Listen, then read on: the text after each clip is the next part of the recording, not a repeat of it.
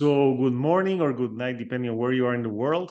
And welcome to another interview of the Shield Dude on a Couch. I'm your host, Hector. And today we're joined by the band Upsetter. They're a band from Brisbane, Australia, and they play what is called the EP is called Doomgaze. So this EP has elements of Doom, Shoegaze, Grunge, and Emo, all packed into 20 minutes. And I reviewed the EP on the channel, and I have here the band with me, and we're gonna talk about it and go deeper into the EP. So first of all, how are you guys over there in Brisbane, Australia? Good, man. Doing great. Yeah. Fantastic. How are you? I'm very good. So yeah, let's talk a little bit how did you guys meet? How did the band got together? So yeah, the band for me I started writing for Upsetter in about mid 2020.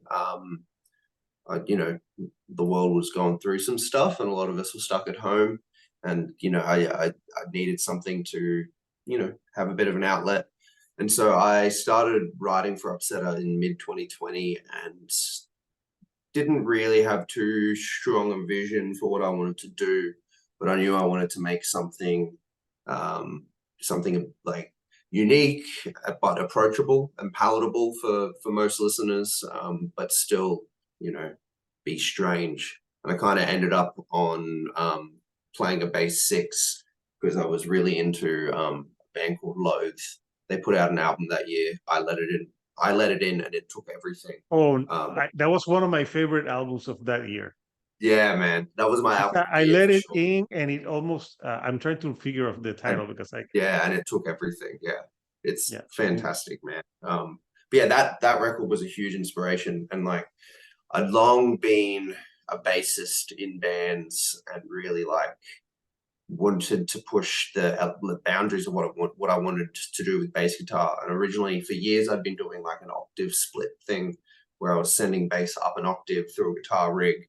And I'd big brained some kind of like fancy ways of doing it that were a bit nicer than what I was seeing like some performers do at the time. And so that like Upsetter was originally me playing like butt rock riffs on my 6-string Warwick. And then eventually I got a telly that I was using with a POG pedal to pitch it down because there was like a 6-month wait on bass sixes at the time. Then I got my hands on a bass six and started writing more and more. Started writing out Deserve. That was the first song that I wrote for the project. And then kind of moved from there. Worked with the drummer at the time, Baz. Baz was a part of the band until January of this year, and because like the band's been moving for quite some time, so I was making music, writing lots of stuff. We recorded in December 2021, December 2021. And we were recording at Airlock Studio, which was the studio that Emily was managing. So I met Emily there and we kind of vibed. Yeah, kind of. I'd say. Yeah. No, it was great. Yeah, as Jasper said, at Airlock, and Cody told me that my good pal Baz, who I knew from when I was in university, was coming in with his band, and he was like, "Oh, make sure you're around." So I sort of was around for the whole week for recording, and got to hang out with Jasper and met Jasper there, and so I was still sort of a part of it, I guess, even though I wasn't in the band at that point, which was very nice. And yeah, we just all got along very, very well, and Jasper ended up asking me if I wanted to be the third and play bass, 5-string bass. Had to be 5-string. Couldn't be 4. Couldn't be 4. And I took some time to think about it, and after sort of being part of the recording process and getting to know Jasper more, it just felt like a good fit. I had been wanting to join a project for ages, and sort of I've always been an audio engineer and producer. I just haven't really played in bands, so I wanted to make sure whatever I did, I really enjoyed, and I really enjoyed the people that I was with. So it ended up working out really well. Yeah. So yeah, I guess timeline wise, early last year, M entered the mix, and then September 2022 was like definitely official. Yeah. And then they've worked on the record a lot together. Baz left, and we changed a lot of parts, and did a lot more recording and vocals, did a lot more vocals, and just sort of finessed the final bit. There's a really long answer for you, mate. Yeah. No, that's a great. It's a great answer. Sorry. And Emily got to check something of her to-do list because she got to join the band as well. So yeah, the band, you know, it's a 20-minute EP, but you pack a lot of stuff into 20 minutes. So yeah, it's really quite impressive. So yeah, let's talk some of the tracks. So you said that Deserve was the first track that you put for the project, and I think it was the first single also in video. Like, what is Deserve about for you? Like most of the record, like the lyrical themes are very similar throughout the record. Like songs touch on different things, but mostly it's kind of like, for me, I've been playing in bands since I was 15. Like I'm 30 now, and I fronted a band for a while where I was singing and playing, and the catharsis I was getting from that, like I was getting a lot of emotional understanding of myself from being able to put my emotions into words and express them in certain ways, and I was kind of missing that. And so for me, with Upsetter, like the songs, the music itself came individually, separate to all of the lyrics and words.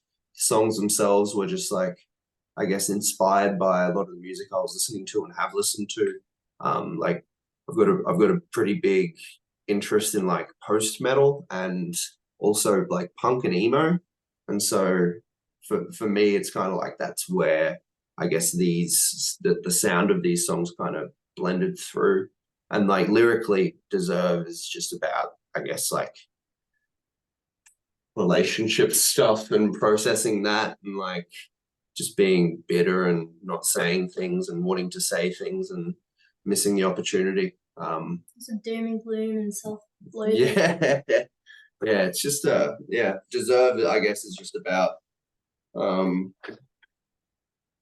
things that go unsaid in relationships, I guess. No, yeah, and I like how you say that you mix all those emotions. One of my favorite tracks on the EP is "Tell Your Friends That You Love Them." That's a great one, and you have the guest vocals. Yeah, and I like that one because that one mixes like it on that particular song in particular. You mix shoegaze, grunge, and emo all into one. Like yeah. Definitely, yeah, I'm trying to put them all together in the same basket. That one's an awesome track. Like that's a favorite because like the artists that we had feature on it, we had Fari and Dos from Stepson, which is a band that I've been working with for like 6 years. I've been mixing their front of house on like all across Australia for 6 years. I did a Europe trip with them last year. Like they're just really close friends, and to have them sing on it was fantastic. And we had Dylan Davidson from Deadlights.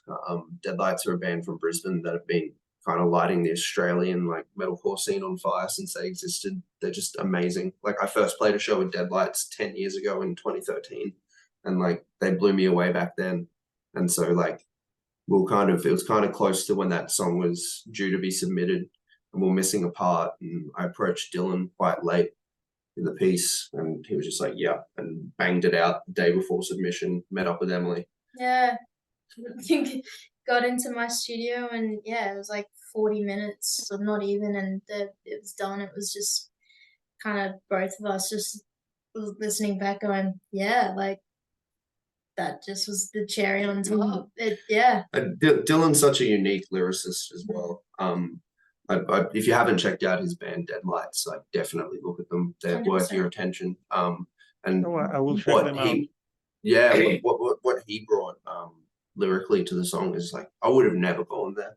Would have never expected like yeah, so far out of what I naturally tend to do. And it was really amazing to have him do that. So yeah, that song's a favorite. Lots of different styles on that one. And the title's a bit on your nose, on the bit on the nose, but I wanted it to be obvious what the song was about. Of course, I don't think we tell our friends enough that we love them. We need to tell them. We need to make it fucking weird. Yeah, man. I remember. It's funny with one of the like Dos Jaden, who sings on that song from Stepson. I remember like when I first started becoming really good mates with him. I remember saying to him on the phone, and he's like, we're both country boys. We're both from like, I'm from Gladstone in central Queensland. He's from Casino in the Northern Rivers of New South Wales, like tiny little towns. And like, I remember I was on the phone. I was like, all right, dude, love you lots. And I literally remember him like being like, oh, love you too, man. Like, yeah, love you too. Like, yeah, I mean, that's a moment that I like remember of him. Yeah, and something that's great about that song is it's called Tell Your Friends You Love Them, and you have friends on the song. So Yeah. it made sense to have people on the song, on a song that's called Tell Your Friends You Love Them. So yeah, obviously you produced, it was Emily did producing in her studio. The singing duties, I think, because I listened to the EP, I think Emily does some singing as well, right? Yeah, very, very new to laying vocals down, but most of the female vocals, AFAB vocals that you're hearing, is actually our dear friend Izzy. Yeah, that's right. Yeah, Yeah. Izzy DeLeon. Izzy came in the session. Yeah, so she, before I sort of joined, she did the bulk of the sort of high harmonies, and then I came in, yeah, like towards the last few months, and I think I added some yells and hate me and sort of some double, some other harmonies and doubles and stuff, and yeah, we just thickened. a lot of the vocals changed over the last kind of like I guess like last few months leading up to the release.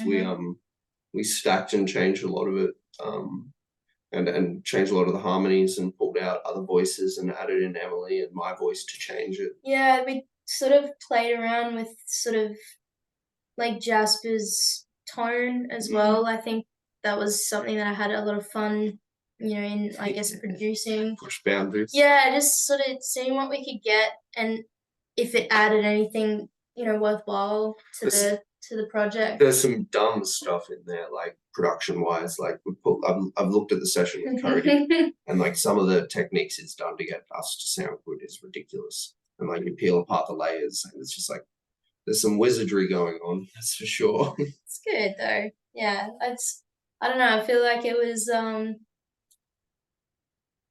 we had so much time to sort of play around with it. I think like it was such a positive. We got to really experiment tonally and see how far we could push it and how we could morph it. And I feel very lucky that I was able to be there for the start, and be part of the original recording process, and then actually have that creative input towards the end and help finalize what these tracks became.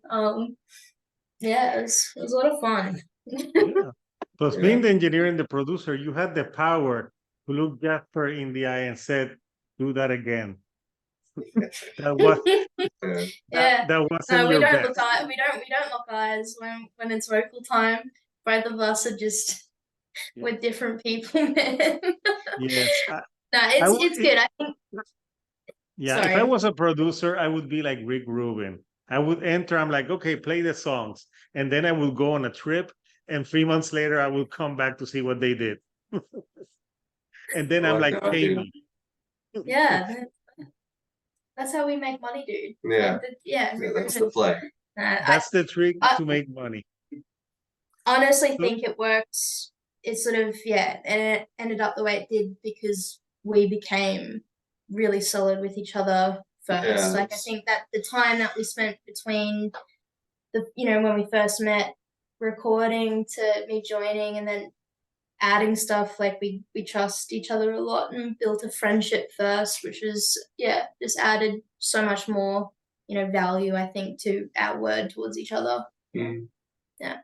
No, yeah, it did. And one of the songs on the album that's the most emo song that I remember that it was I got to listen to your band because another YouTuber from Australia, shout out to Live Listen Erase, sent me. He's like, dude, check this out. And I'm like, oh, this is really fun. So yeah, shout out to him for making me discover your band. And but on his review, he said that his least the song that he liked the least was Emotional Hygiene. And I love that song because you know what? I love emo, and that's the most emo song on the record. So what is exactly Emotional Hygiene? It's funny. We watched like that review. I watched their review and your review back to back, and I was so stoked on both of them. And the thing I love the most about the first review I watched, which was the one we're talking about, is they suggested Emotional Hygiene was the first song written for the project, and it was probably like the last song written for it. And if anything, it informs the sound of like the newer stuff we're working on. Like, I don't know. I guess if you want me to, like, Emotional Hygiene itself is just like, I was trying to make something with an earworm and something really hooky. And like the song itself is just like verse, chorus, that's it. And I just wanted it to be just in and out, done. Like the guitar's supposed to be weird and interesting. And the vocal, it's not at all where I pictured it like ending up, and it gets you. It's the first line is hey at 1,000,000 dB, it's so loud. It's gonna be a good alarm song. Yeah, I reckon. Yeah, I think I think I enjoyed the Emotional Hygiene because even though it's pretty sort of pop structure, the verse is actually like the hookiest part in terms of the instrumental, and then the chorus is, it kind of falls back and starts grooving a little bit. Otherwise, I like the sort of contrast and just that difference. I think it still feels very familiar, but it's a bit special and skew and weird. Yeah, I love that you love it because it's definitely the black horse on the record. Yeah, I said on my review that it reminded me of a band called Pop, which is we love Pop. Yeah, I'm like adjacent bands. I'm like, I think Live Listen Erase hasn't listened to them, but I like all types of like music. So I thought it was good because it was like a different sound, and also that guitar is so hooky. Like, how can you not love that song? It really gets you, and I just love the title, Emotional Hygiene. So it was great, and then you have a song like Blossom where you have that sax solo at the end, which is super cool. It sounded very Kenny G, but I'm like I don't think it's Kenny G. That's a bass clarinet actually. In continuing awesome. tradition of basses in the band. It's a bass clarinet. And that when we were recording at Airlock, Lachlan Kidd, the instrumentalist who performed that part, dropped off some speakers that they hired from me, and I was just like, yo, you want to play some bass six on this? And they're like, yes. Sorry, do you want to play some bass clarinet on my bass six band? Like, do you want to do that? And they're like, yeah, let's do it. I can't do it now. And then they came back a few weeks later, and I don't know if they'd even listened to the song, but we were just like, hey, this outro to this song, we're thinking like Shoegaze Cigar Lounge, what you got? And then that was take 4, I think it was. And like after that take, we're just like, that's you're done. That's great. Thank you. And special mention to Lachlan as well. On the track Martyr, in the middle of it, there's a bit where I yell, and there's like a jud guitar. underneath that, he's doing percussive tongue slaps on his bass clarinet reed in time with my like what is it, eighth note guitar picking, and he does that. He keeps his breath, and he does that for like the full 30 seconds of the part. It's just like it's ridiculous. No, I've never heard I'm anything telling like you, that. you packed a lot into 20 minutes. We're trying to, man. I used to play in a lot of prog bands, so it's like I'm holding back. You're holding back. No, but the sound of Setter pretty cool. And I have a question. Since you love emo, like, do you think there's an age that is there ever an age where you're too old to emo? Nah, because then there's like emo for all ages, really. Because I mean, like the OG emo movement, the people that were like a part of that in the 90s are probably like in their 50s now, like 50, 60 odd. So like, nah, emo's for everybody. Like there's emo bands of all eras. And then like, yeah, nah, never too old to emo. And if you are, I don't want to hear about it because I'll probably be too old soon.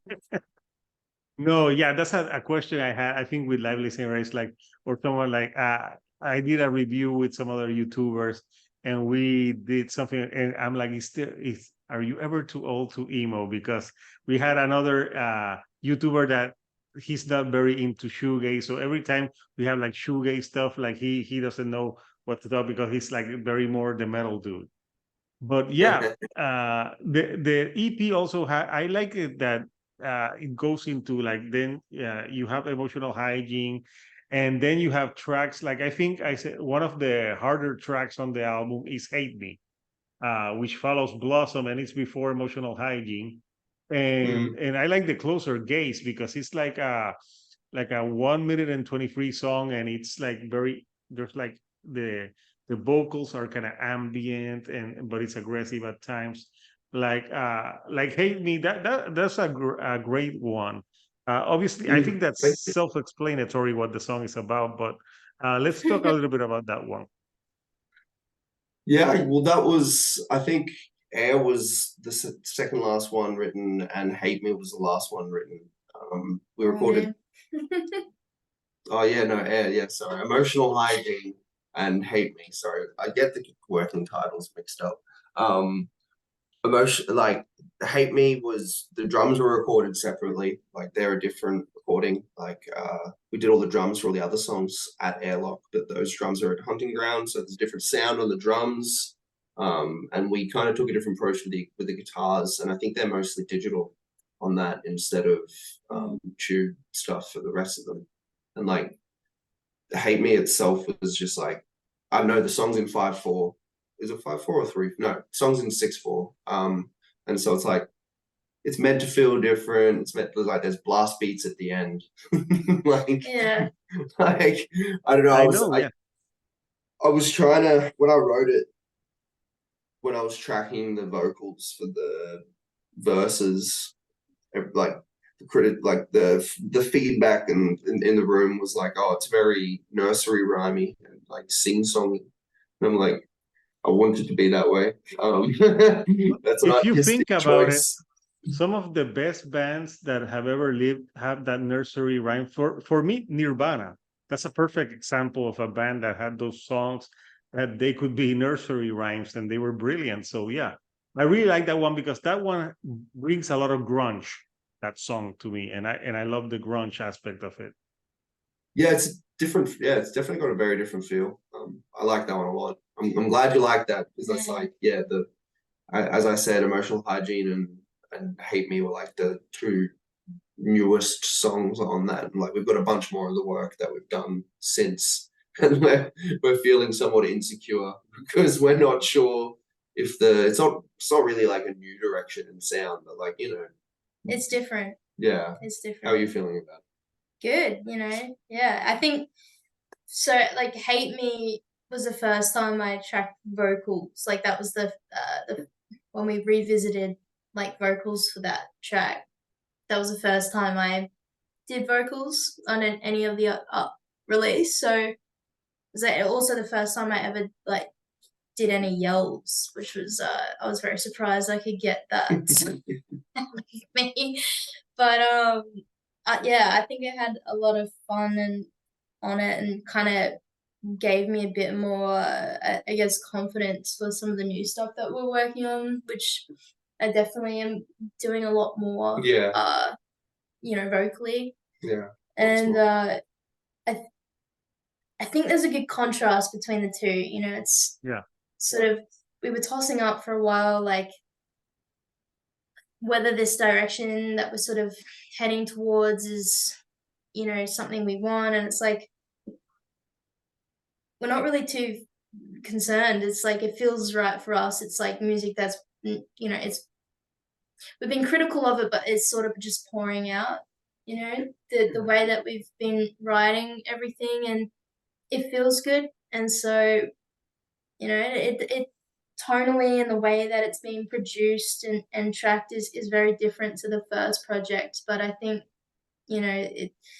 it's still us. It's still very genuine to what we, who we are and what we want to say. And yeah, I guess closing out the record with like Hate Me and someone called Emotional Hygiene, closing out the record with that, it's a nice feeling when we get people interested in those songs, because I think they're definitely. And I think I know what Emily says, that sometimes you can be like your own worst critic, and be hard on yourself. So I'm gonna show the artwork of the EP.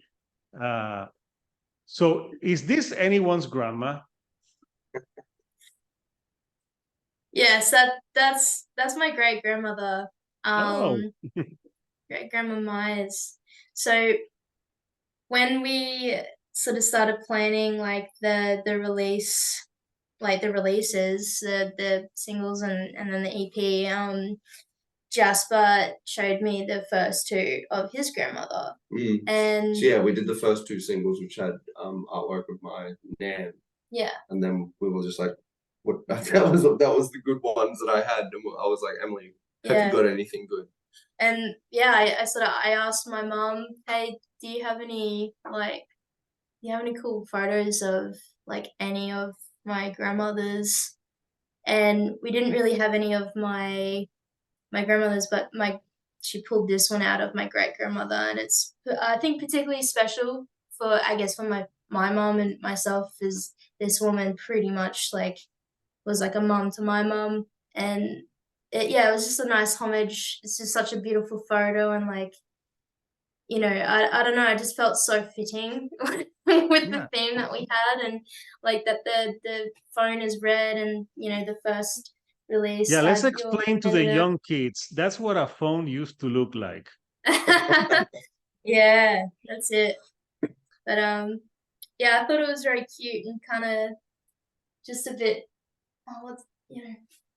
jarring, like that. It's different, but it's nice. Yeah, you'd look at this and you probably wouldn't expect the 20 minutes that we pack into this package. Like, you wouldn't really expect it, and I really like that, and that we get to pay homage to our people, I guess. Yeah.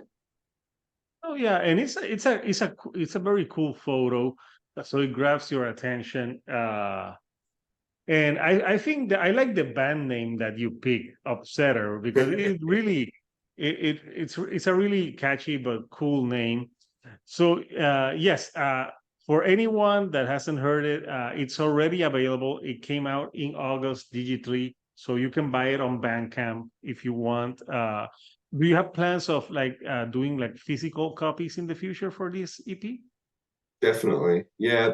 I think we'd spent so much money outlaying everything for the release, and so it's just like we planned for this band to be around for a while.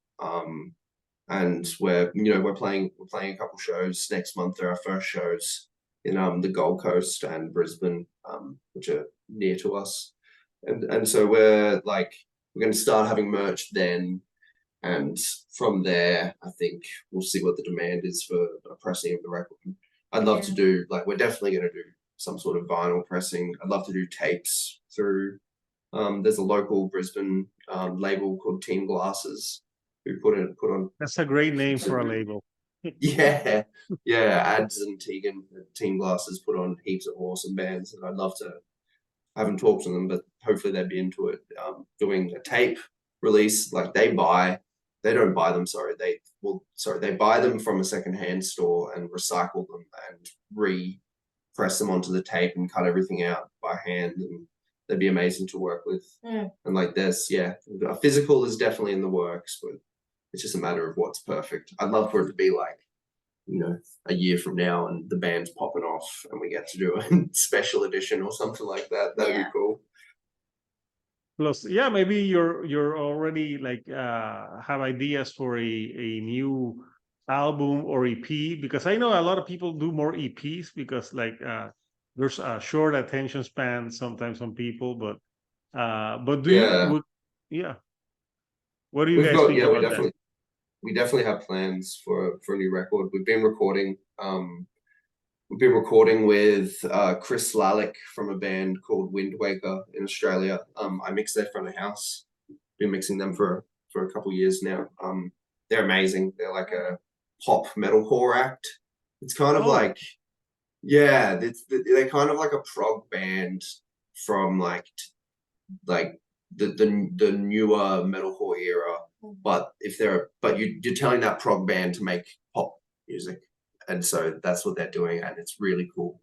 So Lalick's an amazing producer, and we've got like, at the moment, we've got 4 songs that are kind of on the boil. A few of them are closer to being done than the rest, and like, yeah, lots in the works there. Yeah, I think it's sort of hard to churn out albums like, you know, once was possible, and you know, being independent as well, it's even harder. I see that happen so much, you know, in my field of work, being in studios, and it's, you know, it's technology. Yeah, and you know, the sort of way of TikTok now, and it's not you know, there's not a lot of returns on larger projects anymore, which is unfortunate, because I'm very much a, you know, I like to put a record on and listen to the whole record sort of person. But as much as we would love to do a full like studio album, I think we're kind of just trying to, you know, still churn out music that's genuine and at our own pace, and you know, as much as we can, I guess, afford to do.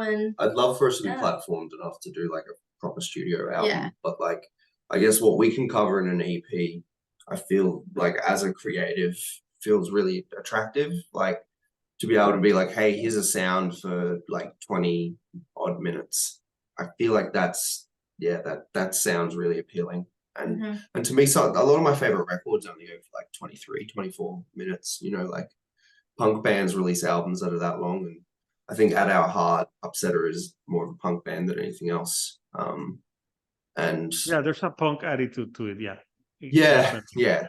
And I think like us putting out like 10 songs and the record clocking in a little under 30 definitely isn't out of the ballpark, but I can't see us wanting to do records much longer than that. Yeah, awesome. So before I let you guys go, I once did a video here that is the top albums that you would take to a desert island if you had like a record player to do. We used to do top 5, but we'll do 3. Like Emily can pick her top 3 albums, and Jasper can pick his top 3 albums that he would take. So who would like to start? You can go, mate. I think Wake Lift by Rosetta. That's probably one of them. Summer Fences by Castavet. That's another. Absolutely. They're an emo band. Rosetta's a post-metal band from Philadelphia. And they make Wake Lift is like, it's all kind of like space themed, but they kind of like, I think they used to brand themselves as metal for astronauts. And it's like really atmospheric, really long, slow build up. A lot of that kind of post-metal sound from that era when I was listening to it really informs my songwriting in a stripped back way. And I really like Wake Lift. And then I guess, what was the next one? Summer Fences by Castavet. They're an emo band that I've always loved since I first heard them. They kind of like bring in some post-rock elements and some like math rock elements into like the emo punk sound, and I adore that. And then I don't know, I want to say, okay, Lost Ground by Defeater, because that came up. I reckon that's a banging EP, and there isn't a weak moment on it, and it just kind of goes really hard, and it was super inspirational for me. Defeater, a hardcore band from Boston, and I listened to like, them. yeah, they were a huge gateway for me and like punk music and hardcore music when I was like 18, 17, 18. So like, yeah, that's my top 3. What about you, Emily? Awesome. What about you, Emily? I hate these questions. Probably say Future Weapon by Hiatus Kaiyote. That's definitely, yes, a record that has definitely changed me. Probably my favorite artist post 2010, maybe. But a bit of a throwback, Brand New Eyes by Paramore. Oh, I didn't say Demon Days by Gorillaz. Oh, You did. that's a good one. Yeah, I think that record sort of came out. So I started listening to it when I was like 13, 14, and it's very reminiscent of me getting into sort of more alternative punk, even a lot of reference from like my cousins who got me into a lot of post-punk, hardcore, metal, like heavy music. That sort of kicked it off a little bit for me. And this other one's just like another fantastic, like I love so many, and they're not all coming to mind, but Much Love by Microwave. They released an album in 2016, and I think that they're a very cool band. Yeah, they're fantastic, and I think like sonically that record stands.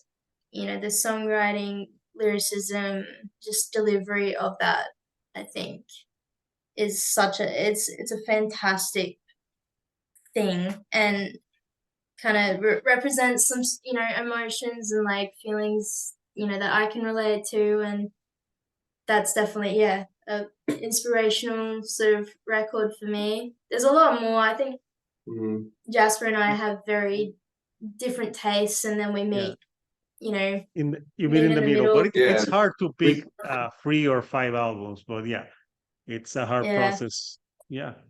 So Jasper, Emily, yeah. It takes 3 or 5 different listening devices. Yeah. It's been great, chatting with you about the EP-Doomgaze. So everyone, I would recommend Upsetter if you like shoegaze, grunge, emo, some doom. They pack a lot into 20 minutes. I'll post my review of the album somewhere around here for people who haven't done it. And you can buy it on Bandcamp. And the band will soon hit some shows. So if you're in Australia, you can go catch them. I wish I was in Australia. That's a country I would love to visit. And you have so many awesome bands in different styles over there that it's great. So anything you like to say to the people before we go? I don't know. Check us out. I hope you enjoy it. Yeah, we're covering a lot of different ground on the record, and ultimately we're just bloody happy to be here. What did he say? Plus, thanks for listening. He summed it out well. So until next time, people, this is Hector, the Shield Dude on a Couch, and I'll see you all right here on the couch. Thank you. Thank you. And good night.